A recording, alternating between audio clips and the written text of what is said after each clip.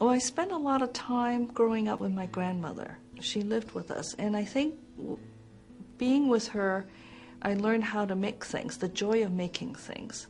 I grew up in a large family, so she oftentimes would entertain us by, when we're fighting, and she'd say, hey, do you know, you can make a horse out of leaves and branches?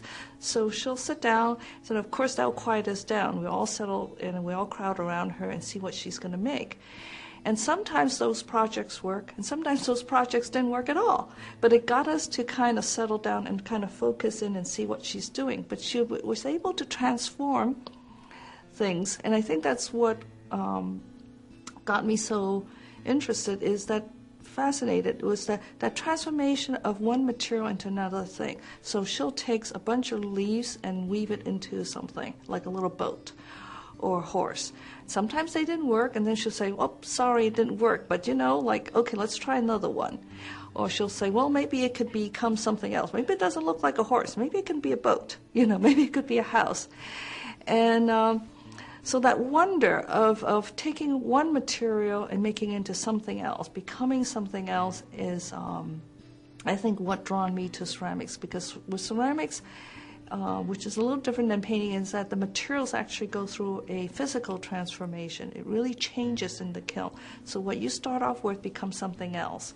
I studied at the Rhode Island School of Design as an undergraduate student, and I had a job as a work-study student working at the Nature Lab. And again, I worked for another eccentric old lady, Miss Edna Lawrence, who collected all kinds of things from nature. So it was my job to catalog all the things there. And through that, I got to handle all the objects that came in: rocks, fossils, insects, stuffed birds, leaves, branches, you name it. She had thousands of objects.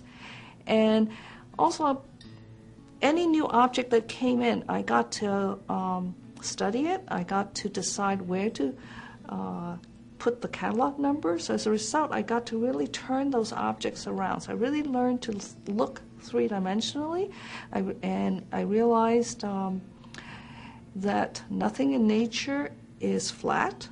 Generally the colors change as you go around the piece, just like us. We have many different color skin on our body, and as the outside of our elbow versus the inside of our elbow, the front of our ears versus the back of our ears are all different color.